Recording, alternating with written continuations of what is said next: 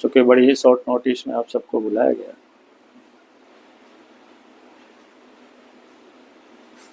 क्योंकि आप सब लोग कल से अभी तक की जो जानकारी मिली है छात्र आंदोलन को लेकर के, सरकार ने अपना पीठ थपथपा रही है। सरकार ये कह रही है कि भाई हम एग्जाम को रद्द करेंगे,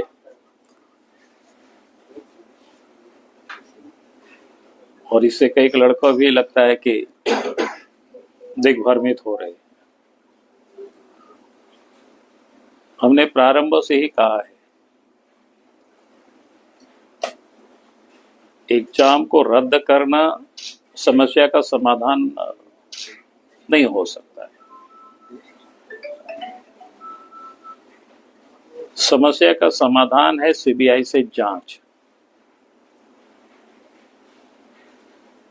क्योंकि जेसीसी और जीपीएससी में कई एग्जाम हुए जिसकी जो गड़बड़ियां हुई, और गड़बड़ी ही नहीं, मैं कह सकता हूं कि वे जॉब को जेसीसी ने भी और जीपीएससी ने भी बेचा है।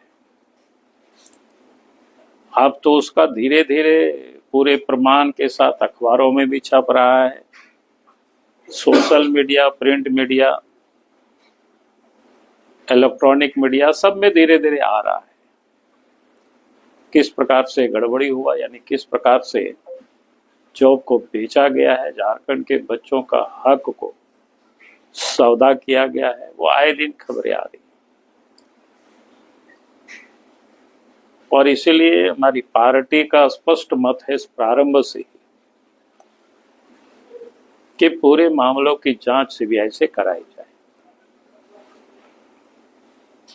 तभी न्याय हो सकता है।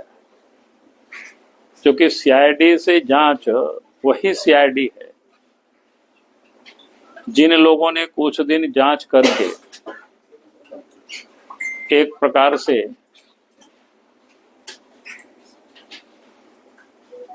कहीं कोई गड़बड़ी नहीं हुई, कहीं कोई बिक्री नहीं हुआ जॉब की, इस आशय की जांच करके सीआईडी ने हाईकोर्ट तक को भ्रमित किया हुआ है, और उसके बारे में तो कोई कार्रवाई नहीं हुई। जो सीआईडी के जिन अफसरों ने पूरी जांच को ही गलत डायरेक्शन में ले गया, उनके ऊपर तो कोई कार्रवाई नहीं हुई। तो आप समझ सकते हो आसानी से कि फिर वही सीआईडी जांच करे और फिर उसको रद्द करने की जो भ्रमित कर रहे हैं बच्चों को, हर कोई जानता है, और सरकार चाहती है कि उनके दोनों हाथ में लड्डू हो। घोषणा वे करेंगे कि हमने रद्द कर दिया। जिन लोगों को इलीगल तरीके से पैसे के बल पर जिनको जॉब मिला हुआ है, वो सारे बच्चे कहां फिर अदालत दरवाजा खटखटाएंगे? अदालत तो इस गड़बड़ी का सबूत किससे मांगेंगे?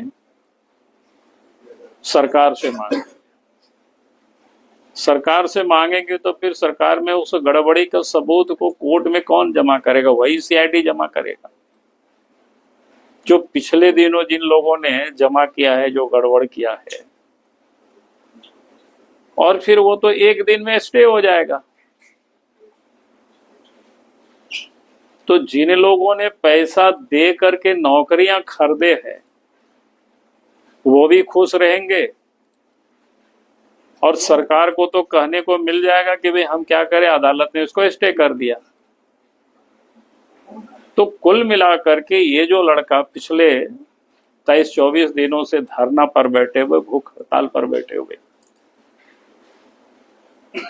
उन लोगों को तो कहीं एक प्रकार से सरकार ठग ही रही है। यानी बुरी तरह से